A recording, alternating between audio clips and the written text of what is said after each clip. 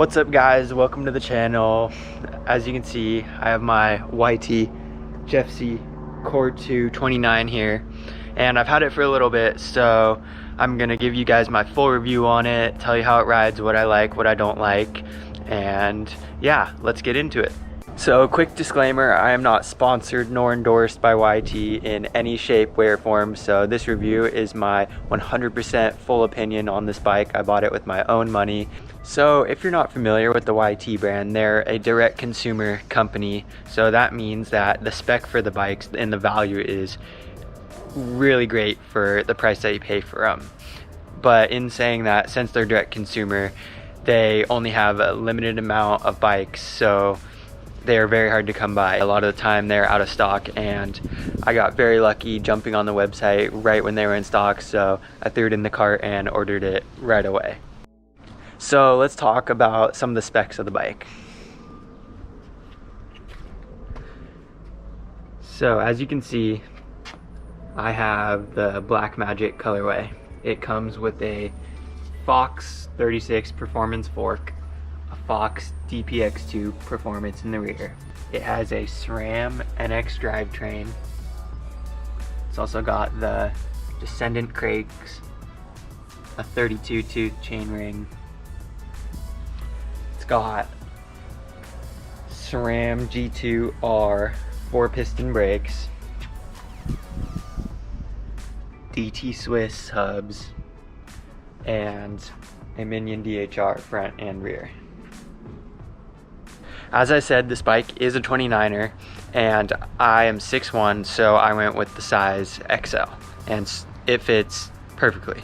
YT has always been a more gravity focused brand, so that really shows in this bike. It has a very planted, yet also at the same time it still feels quite playful.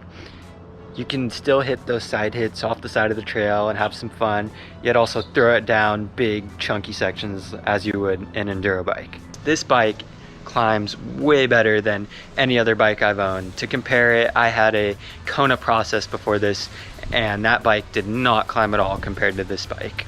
I have not had to reach for the lockout on the rear shock once. The way the suspension's designed, it has no bob at all. It is a really strong pedaling platform. So let's get into some of the things I don't like. Little spoiler alert, there are way more things that I like about the bike than I don't like about the bike, so let's get into it. The NX derailleur was a little bit tricky to set up, and I still don't quite have it 100% perfect. It's a little hard to dial in. It kind of wants to skip gears here and there or jump back and forth and not just stay in gears 100% of the time.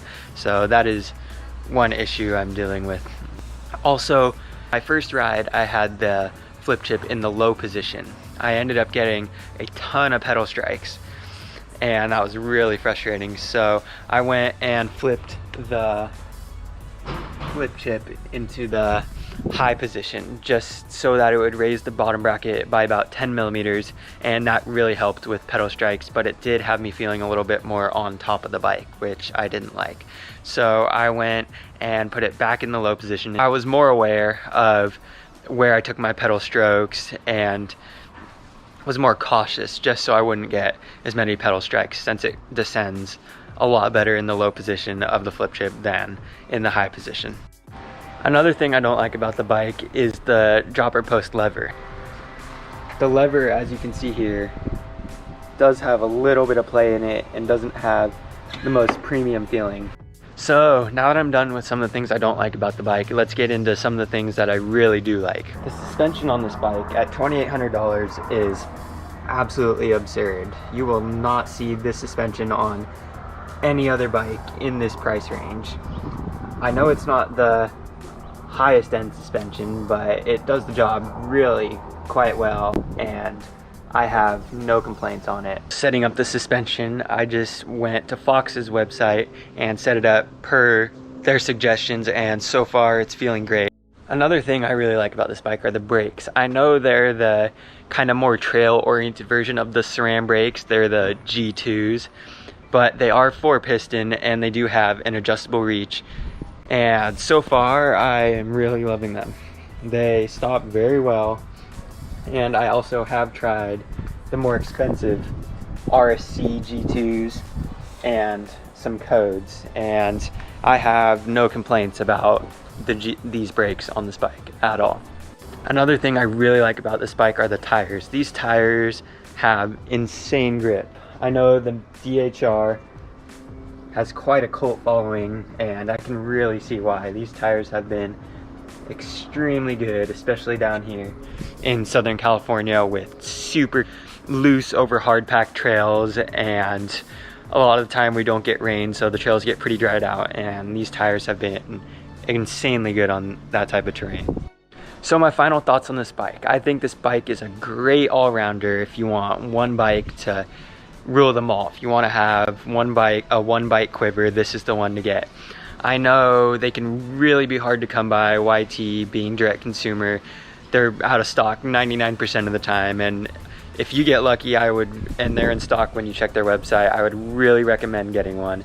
It is probably one of the best bikes I've ever owned, and I am very satisfied with it. I hope you guys enjoyed this video. If you have any questions, please feel free to comment, hit that like button. Thanks for watching. I'll catch you guys soon. See ya.